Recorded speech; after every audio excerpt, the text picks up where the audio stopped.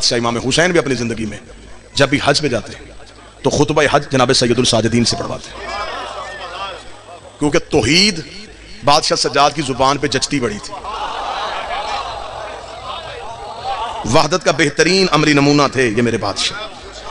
حج کا موقع ہے، میں نے خطبہ پڑھنا ہے سرکار کا، مالک خطبہ حج دینے کے لیے اٹھے، یا ہجوم میں سے 4 شخص اٹھے، انہوں نے جناب سید الساجدین سے کہا علی بن الحسین رک، خطبہ بعد میں دینا، پہلے اپنا شجرہ سنا۔ مولا سجاد کے رخ رحمت پہ سرخی آئی، صحیفہ رحمت جلالت میں بدلا، محمد فوراً علی ہوا۔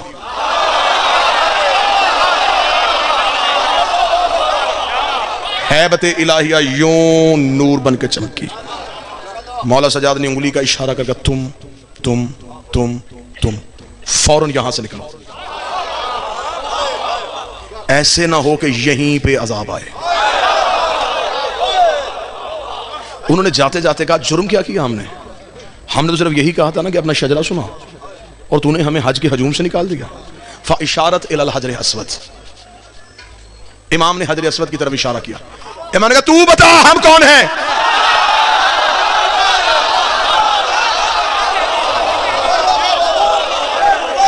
حجر اسود نے پھر خطبہ دیا، اس خطبے کو تاریخ میں کہتے ہیں خطبہ ابیض،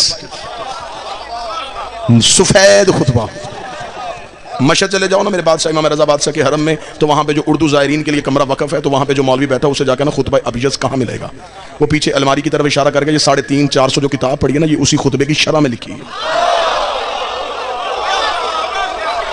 اسے خطبہ ابیض کیوں کہا گیا؟ اسود نے دیا تھا، اسود کہتے ہیں کالے کو، ابیض کہتے ہیں سفید کو، کالے کا دیا ہوا سفید خطبہ، اسود کا دیا ہوا نورانی خطبہ۔ حجر اسود بول پڑا، جب حجر اسود بولا تو لوگوں کے رنگ تبدیل ہو گئے، انہوں نے سرکار بادشاہ علی زین العابدین کو گھیرے میں لیا اور لے کے کہا مولا یہ پتھر کیوں بولا؟ امام نے کہا یہ پتھر نہیں ہے، شاید اب یہ بات پہلی بار سماعتوں سے ٹکرائے تو دل سے دعا نکلنی چاہیے۔ بادشاہ نے فرمایا یہ پتھر نہیں ہے، جسے تم پتھر سمجھتے ہو یہ پتھر نہیں ہے۔ اسے کہا مولا پھر یہ کیا ہے؟ فرمایا یہ ایک ملک مقرب ہے، یہ ایک فرشتہ ہے۔ اسے کہا فرشتہ ہے تو پتھر بن کے کیوں کھڑا ہے؟ امام نے کہا پتھر بن کے کھڑا نہیں، امام نے کہا یہاں آنے سے پہلے جب ہم آلین میں رہتے تھے، احسان کیا اس بندے نے جو اب بولا ہے، پورے خمسے کے بعد اب احسان ہے اس بندے کا جو اس صدر میں بولا ہے۔ امام نے فرمایا یہاں آنے سے پہلے، اب میری مجبوری ہے، جملے ہیں میرے بادشاہ کے، ایک لمحے کے لیے نہ سلیس کر سکوں گا نہ ثقیل کر سکوں گا، نہ آسان کروں گا نہ وزنی کروں گا، جیسا بادشاہ نے کہا ویسا ہی سناؤں گا، کیونکہ امام کا جملہ ہر ذہن کے ظرف کے مطابق ڈھل جاتا ہے۔ یہ حسن ہوتا ہے کلام امام میں، جیسا سننے والا ہو اسے ویسا ہی سمجھ آتا ہے۔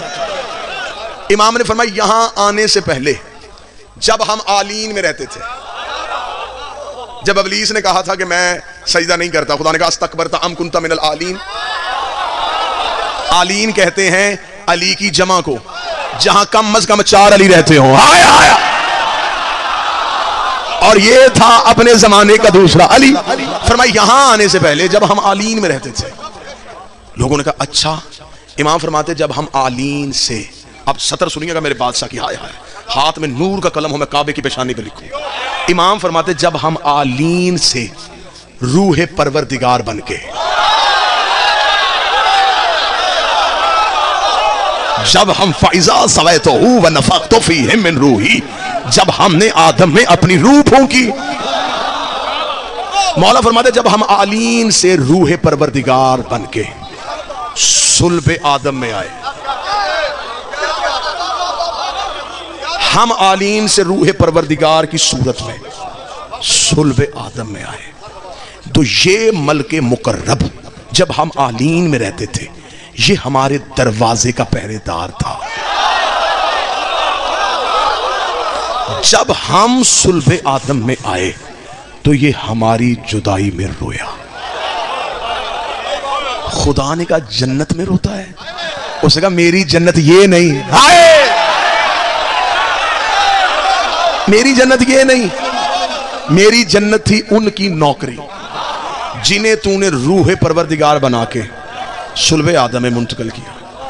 مولا فرماتے ہیں کہ خدا نے پھر اس ملک مقرب سے کہا کیا چاہتا ہے؟ اس نے کہا جہاں یہ جائیں گے میں وہاں جانا چاہتا ہوں. خدا نے اس ملک مقرب کو ایک سفید موتی میں ڈالا اور جب حضرت آدم کو زمین پہ اتارا تو یہ متفقل ہے اب کہ حضرت آدم کو آدھی رات کے وقت اتارا گیا تھا. زمین پہ اس وقت آدھی رات تھی. تو یہ موتی جو ہے نا یہ فرشتہ اب یہ موتی بن گیا ہے. یہ آدم کے ہاتھ میں دیا گیا. آدم اس کے نور کی روشنی میں. اب مجھے نہیں پتا کون سا ظرف قبول کرے گا اور میں تنہا بھی رہ جاؤں گا تو مجھے پھر بھی بارے میں ہے. آدم ہمیں ہدایت کرنے آ رہا تھا اور یہ آدم کو ہدایت کر رہا ہے. آدم اس نور کی روشنی میں, حضرت آدم اس نور کی روشنی میں. حضرت آدم سری لنکا میں اتارے گئے تھے. جناب حوا جدہ میں. جدہ نام ہی بی بی حوا کی وجہ سے. جدہ عربی میں کہتے ہیں دادی کو. حضرت آدم کو اس نور کی روشنی میں زمین پہ, حضرت آدم اس کی روشنی کے ساتھ زمین پہ اترے. مولا فرماتے ہیں سرکار بادشاہ کہ نوح کے دور تک یہ موتی رہا. پھر جب حضرت نوح کا طوفان آیا تو حضرت نوح نے اس موتی کو اپنے خیمے میں رکھا. جو انہوں نے خیمہ نصب کیا تھا جہاں آج کعبہ ہے, یہاں حضرت نوح نے خیمہ نصب کیا تھا. حضرت ابراہیم نے کعبہ بنایا نہیں تھا, دیواریں اٹھائی تھیں. کعبہ پہلے سے موجود تھا. اب مگر ایک سطر کے لیے میں کہہ دوں تو پھر جتنا عقیدہ سنا جا رہا ہے تو میرا خیال یہ سطر اب یہاں بنتی ہے. جب زمین کو بنایا گیا تھا نا زمین ہیبت خدا سے کانپی تھی, زمین خوف خدا سے کانپ رہی. جبریل نے اپنا دایاں پر رکھا, زمین پھر بھی کانپ رہی تھی. بایاں پر رکھا, زمین پھر بھی کانپ رہی تھی. زمین نے کانپ کے زمین کہہ رہی تھی نہیں جبریل میرے اوپر خون ہوگا, میرے اوپر ظلم ہوگا, میں تسبیح کرتی ہوں, مجھ سے برداشت نہیں ہوگا. تو حضرت جبریل نے کہا خدا کو کہ یہ زمین خلق ہو گئی ہے لیکن یہ رک نہیں رہی. خدا نے کہا اس کے بالکل مرکز میں جا کے اس میں علی لکھ, اور جہاں علی لکھے وہی کعبہ رکھ دے.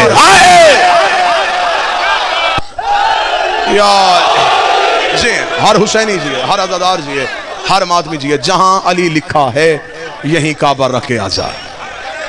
جناب نوح کے دور تک یہ سفید موتی کی صورت میں رہا. جب حضرت ابراہیم نے باقاعدہ کعبے کی دیواریں بلند کی تو پھر حضرت ابراہیم نے خدا سے پوچھا کہ میرے اللہ اس کے لیے کیا حکم ہے؟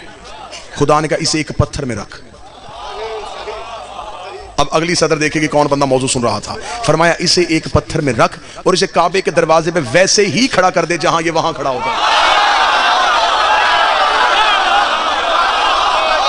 اسے کعبے کے دروازے پہ بالکل ویسے ہی کھڑا کر دے. کعبے کے دروازے پہ حجر اسود کعبے کی دیوار پہ نہیں ہے, کعبے کے باہر کھڑا ہے, بالکل ویسے ہی کھڑا ہے جیسے وہاں پہرے دار بن کے کھڑا ہوتا تھا. لوگوں نے دیکھے کہا اچھا مولا تو یہ ملک مقرب ہے, اچھا تو یہ اس لیے کعبے کے دروازے پہ کھڑا ہے, تو مالک اس کی ڈیوٹی کیا ہے, یہ کرتا کیا ہے؟ مالک نے فرمایا واجب کر دیا ہے جو بھی حاجی حج کرنے کے لیے جائے گا وہ حجر اسود کا بوسہ لے گا, حجر اسود کو چومے گا. امام کہتے ہیں یہ حاجیوں کے بوسے دلوانے کے لیے نہیں, یہ ہم نے کعبے کے باہر کھڑا کیا ہوا ہے. جب بھی کوئی حاجی سے بوسہ دینے لگتا ہے یہ اس کے دل کے اندر جھانک کے دیکھتا ہے اگر علی ہو تو حج قبول کرتا ہے ورنہ لعنت کر کے واپس کر دیتا ہے. نعرہ ولایت, نعرہ ولایت, نعرہ ولایت, نعرہ حیدری. یہ دلوں کے اندر جھانکتا ہے. یہ گردن یہ ہر بوسہ لینے والے کے دل کے اندر دیکھتا ہے. اچھا جو دور سے گزرتے ہیں نا اس سے بچ کے, جو دور سے گزرتے ہیں معافی یہ انہیں بھی نہیں دیتا. وہ بھی جب اس کے سامنے آتے ہیں نا تو ہاتھ بڑھا کے اس کی طرف یہ فنگر بھی سکین کر لیتا ہے,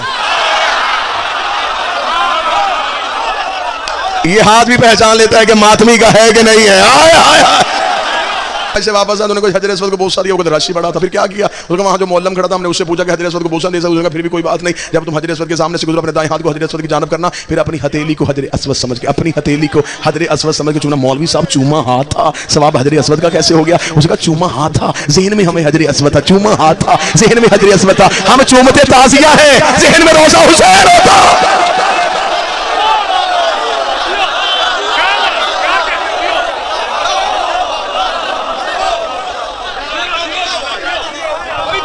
بسم اللہ. سید الساجدین نے بتایا یہ ہمارے دروازے کا پہرے دار. حجر اسود نے خطبہ دیا سجاد میں. اس نے کہا الحمدللہ الذی جعل ابیہا بقدوم القبلۃ. اس کا تعریف ہے اس اللہ کی جس نے اس کے بابے کے قدموں کی وجہ سے اسے کعبہ بنایا. تفصیلی خطبہ ہے, 2 یا 3 صدریں سن لینا عقیدے والے بندوں کے لیے. تعریف ہے اس اللہ کی جس نے اس کے بابا کے قدموں کی وجہ سے اسے قبلہ بنایا. حجر اسود نے چیخ کے کہا یہ تو ان کا کرم ہے, یہ یہاں آ جاتے ہیں.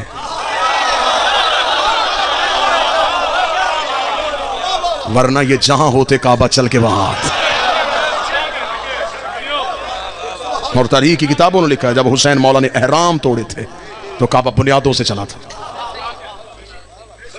حسین پلٹ کے واپس اور کعبے کی دیوار پہ آتا کہ رک, تیری حرمت کے لیے حسین جا رہا ہے, تیری عزت کے لیے حسین جا رہا ہے.